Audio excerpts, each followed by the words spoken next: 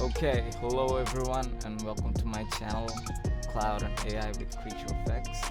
And today I will be discussing about cloud computing with Amazon Web Services and how AWS can really reduce your business costs and everything that comes with it. Why is AWS so famous and what is exactly AWS? AWS is like the most popular cloud computing platform that offers a very wide range of services for businesses that need to compute power, machine learning algorithms and analytics tools, etc. Some of the most popular AWS services include Amazon S3, which is the simple storage service, and the Amazon EC2, which is the elastic cloud computing services, and AWS Lambda, which is like mostly responsible for all the security purposes, user access control, and everything that you need to keep your servers secure.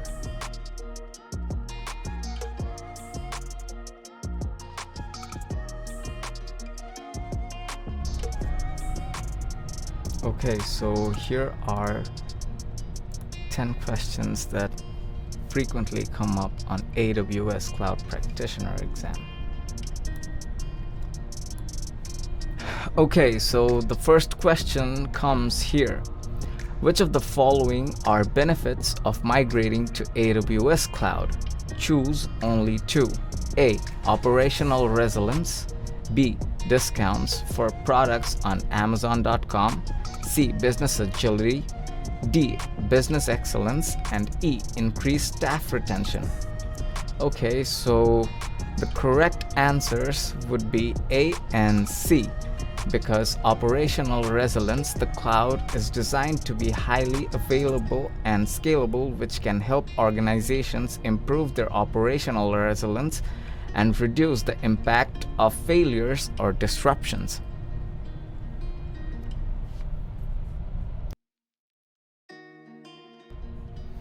Now, moving on to the next question, which is, a company is planning to replace its physical on-premises compute servers with AWS serverless compute services.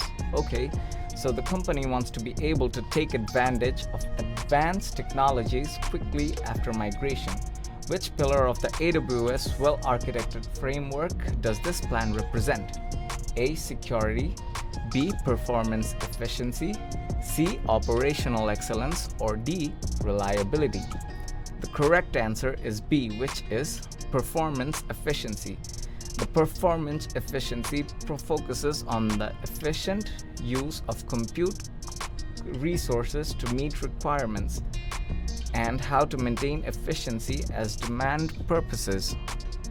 Okay, so moving on to the next question, which is, a company is planning to run global marketing application in the AWS cloud, which is great. The application will feature videos that can be viewed by users. The company must ensure that all users can view these videos with low latency. Which AWS service should the company use to meet this requirement? So there are four options. Option A, AWS Autoscaling. Option B, Amazon Kinesis video streams. Option C, Elastic Load Balancing. And Option D, Amazon CloudFront. Okay, so the correct answer should be Option D, Amazon CloudFront.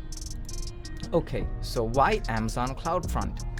Because this is a web service that speeds up the distribution of your static and dynamic web content, such as your .html files, your .css and JavaScript and image files to your users. CloudFront delivers your content through a worldwide network of data centers called edge locations. When a user requests content that you're serving with CloudFront, the request is routed to the edge location that provides the lowest latency, time delay, so that the content is delivered with the best possible performance. Question 4. Which component of the AWS global infrastructure is made up of one or more discrete data centers that have redundant power, networking, and connectivity. The options are AWS region, availability zones, edge locations, or AWS outposts. AWS availability zones, option B. So why option B? Okay, so what is an availability zone? Well, it is a component of AWS global infrastructure that is made up of one or more discrete data centers that have redundant power, networking, and connectivity. Each availability zone is physically measured from another availability zone with the region and is designed to be fault tolerant and provide the lowest latency in networking. Okay, so moving on to the next question, which is question 5. Which pillar of the AWS well-architected framework refers to the ability of a system to recover from infrastructure or service disruptions and dynamically acquire computing resources to meet their demands? Option A, security. Option B, reliability. Option C, performance efficiency. Or option D, which is cost optimization. Well, the correct answer is option B, which is reliability. This includes the ability to operate and test the workload throughout its total life cycle. And the reliability pillar includes the ability of a workload to perform its intended functions correctly and consistently when it's expected to. Question 6. Who is responsible for configuration management under the AWS shared responsibility model? Option A, it is solely the responsibility of the customer. Option B, it is solely the responsibility of AWS. Option C, it is shared between AWS and the customer. And option D, which is it is not part of the AWS shared responsibility model. The correct answer should be option C, as AWS maintains the configuration of its infrastructure devices, but a customer is responsible for managing their own guest operating systems, databases, applications, etc. Keep an eye out for them on the AWS Cloud Quest. Okay, so moving on to the next question, which is question 7.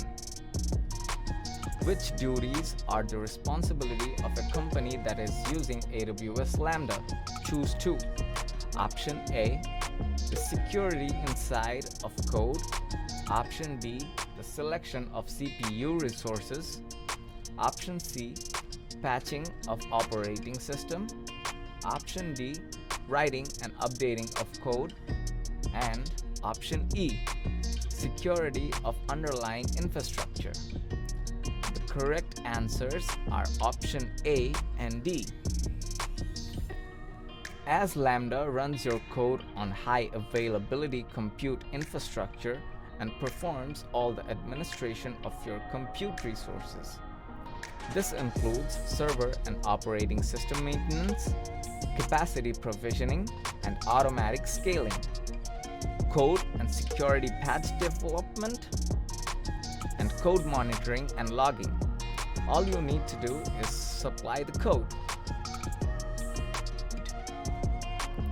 Which compute hosting model should be accounted for the total cost of ownership (TCO) when undertaking a cost analysis that allows physical isolation of a customer workload? Option A, dedicated hosts. Option B, reserved instances. Option C, on-demand instances. Or option D, no upfront reserved instances. The correct answer should be option A. We use dedicated hosts to launch Amazon EC2 instances on physical servers that are dedicated for your use. Dedicated hosts give you additional visibility and control over how instances are placed on a physical server, and you can reliably use the same physical server over time. As a result, dedicated hosts enable you to use your existing server-bound software licenses like Windows Server and address corporate compliance and regulatory requirements. Moving on to the next question, which is question 9. Who is accountable for security and compliance under the AWS shared responsibility model? The options are A. The customer responsible, B. AWS is responsible, C. AWS and the customer share responsibility, D. AWS shares responsibility with the relevant governing body. The correct answer is C. Security and compliance is a shared responsibility between AWS and the customer. This shared model can help relieve the customer operational burden as AWS operates, manages, and controls the components of the hosting operating system and virtualization layer down to the physical security of the facilities in which the services. Okay, so we are at the last question of our video, so I hope you don't forget to leave a like, share, and subscribe to my channel because I will be dropping videos every weekend. Question 10. Which of the following is a critical design concept for architecting cloud applications? The options are A. Use the largest instance possible, Option B. Provisioning capacity for peak load, Option C. Use the Scrum development process, or Option D. Implement elasticity. The correct answer is Option D. Cloud services' main proportion is to provide elasticity through horizontal scaling. It's already there. As for using the largest instance possible, it is not a design principle that helps cloud applications in any way. Scrum development process is not related to architecting. Therefore, a key principle to provisioning your application for on-demand capacity peak loads is something that the cloud applications experience every day. Peak load management should be a necessary part of cloud application design principle.